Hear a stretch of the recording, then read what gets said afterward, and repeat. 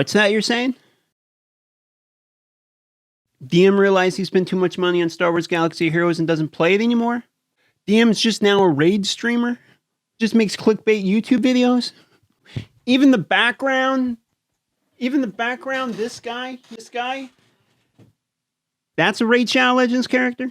Well, let me tell you, the hype is officially revived for Star Wars Galaxy of Heroes for me, because if we look through the game currently, there is an absolute ton to do. I did my Grand Arena Championships this morning.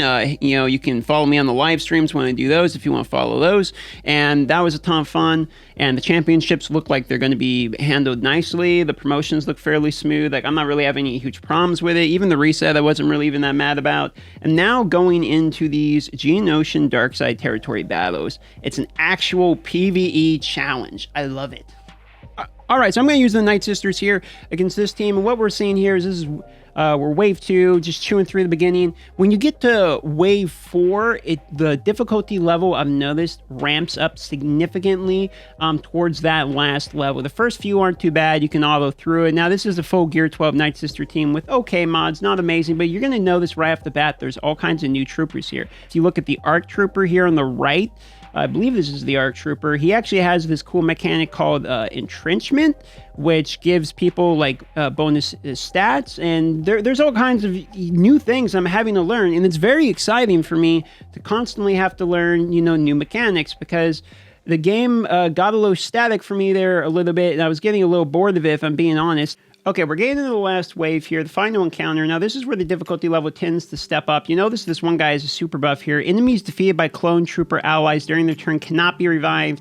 Clone allies gain 65 defense, and other allies gain half that amount. So we probably want to get rid of this guy here, so that way he doesn't kill and make it impossible to revive. So we're going to go for him. But you notice there's all kinds of new characters. We have, Jolie Fish-looking guy.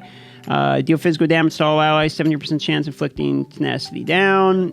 Taunts for 2 turns. All allies gain defense up for 2 turns. You notice there's different characters here that we don't have quite yet. And it's pretty exciting. I'm enjoying it so far. Okay, so we're just doing a little damage. Chew through them. Remove some of the buffs on them. No problem. Try to get rid of that main guy. Actually, Night Sisters seem like they're going to be pretty good for this because of that plague mechanic. I'm really a big fan of Plague. I don't know about you guys, but it's kind of almost the great equalizer. It gets rid of percentage health right through everything, and it makes it where otherwise difficult battles might not be so bad. So we can probably throw that on auto, but you can see that these battles are significantly more difficult than Hoth. I mean, we're only on battle 1 here, and you actually kind of had to think some of this through. There's new mechanics, can't be revived, stuff like of that nature. So far, pretty exciting. Now I'm going to show you the rest of the battle map here. All right, now I'm going to show you the map. Now, what we have here is we have a combat mission, which takes Separatist 6-star Poggo, Sunfac, and Geo Soldier. Unfortunately, I do not have these guys ready. I will have to get them. And then we can use any Separatists there. And then you have your deployments here, your platoons, and which will mean on the next phase, we will have a special ability that allows us to use a droid, is I believe what it is. And then if you look down here, there is a special mission for the special points, and you need Nuke Gunray, B1, B2, and Droideka, and they all have to be at 16,500 power in order to be used. And unfortunately, I cannot quite use my Newt yet. I'm working on him, but he will get there. He's kind of the one we're holding up on. And then there's another dark side here, and then you have the platoons, and then you have another dark side battle here. Okay, so I'm going to use a Traya and kind of Palpatine, Thrawn team here to try to chew through the next one. We're going to get to that last wave there, and we're going to see exactly how difficult this mission is. Okay, so I noticed there's this new clone trooper here in the second wave called Pons. I'm going to pause it real quick because I want to read his abilities. It looks interesting. Devastating Assault, usable in 4 turns. Do physical damage to all enemies and inflict speed down and critical chance down for 2 turns. And then we have the second move here, Direct Orders, reusable in 3 turns, inflict marked on target enemy, and gain tenacity for 2 turns. This attack can't be evaded or resisted. That's interesting. We have marked on another character. And then here on the basic attack, we have deal physical damage to target enemy. This attack deals 5% more damage for each debuff on all allies. So he's kind of a debuffer type character. And he gives, tenacity up. He's kind of an interesting utility character. Might actually make the clones good. But let's go ahead and continue battle and see how the 4th wave is. Now, I noticed that these guys here, these sharpshooters, these can actually put up armor shred, which is interesting because if clones got armor shred with Shock T and the critical damage ramp and everything, they could be a team that could be decent in PvE over time as the damage ramps up and as the armor shreds get applied. Okay, so we're going into the 4th wave here. We're going to see exactly how difficult this is. I'm going to turn the auto off. Okay, so we're going to drain first. Let's see what we got. We got 2 of the sharpshooters. We got that entrenchment mechanic here now because of this guy. An entrenchment, 50% defense, 25% more damage for each entrenched ally when attacking, and recovers 5% health and protection at the start of turn. And then they also, he's got this here, which gives people entrenchment, etc., etc. So what we're going to do here is we're going to try to get rid of the leader right off the bat. See if we can annihilate him. I think Nihilus is going to be very useful for this. That and get the pain on them, so that way they'll be hitting the Scion. Okay, the drain on everybody, and oh, there it is. Check out that big 4 drain. I think we're good here. I can go ahead and put this on auto, let it clean up. So it looks like the 4th wave is always going to be the hardest one. There was one that had Shock T lead, and that was definitely the most difficult one. These ones are difficult too, but I don't think they're as difficult, especially if you have Nihilists or Night Sisters or people that can really chew through PvE content quickly. I'll be interested to know what the special missions are going to be like, as I haven't really had a chance to go into much detail on those yet because I just don't have the characters. But I'm going to work towards gearing those guys. This TB has really kind of got me excited again to really start getting competitive in Star Wars Galaxy Heroes.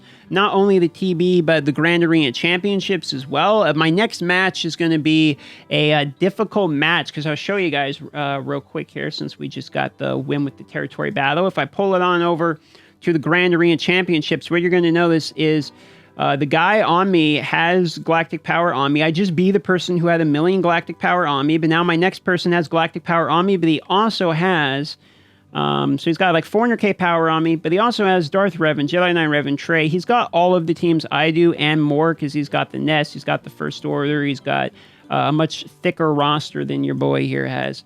So this is going to be the most difficult team of all time. Plus, I don't have mods in my Darth Revan team right now. Unfortunately, I left them on the wrong team. So we'll see how that goes. Okay, so I'm currently in Division 4, right around rank 5,000. It's changing every time I reload it, basically. And if you look here at the rewards in Carbonite, we're not going to get very much, but we're getting kind of close. We can get a Bronzium promotion once we hit this 3,750. And if we can get Chromium at 9,000, we will get here. And then Rhodium is 18,500. And if we can get Kyber, we need 28,500 championship points. So we're going to do our best to get as high up on the ladder as we can. I'm not sure if we're going to be able to get Kyber, but if you haven't seen my roster before, I do have a very competitive roster for my GP level. If we look here, we sort by power for, under 2.7 mil. I've got basically the major characters here. So I hopefully should be able to at least hold my own. Other people at my GP level I should have the advantage on, and I just be the person, like I said earlier, that had really 1,000,000 GP on me. So it is, in fact, going to be possible to win.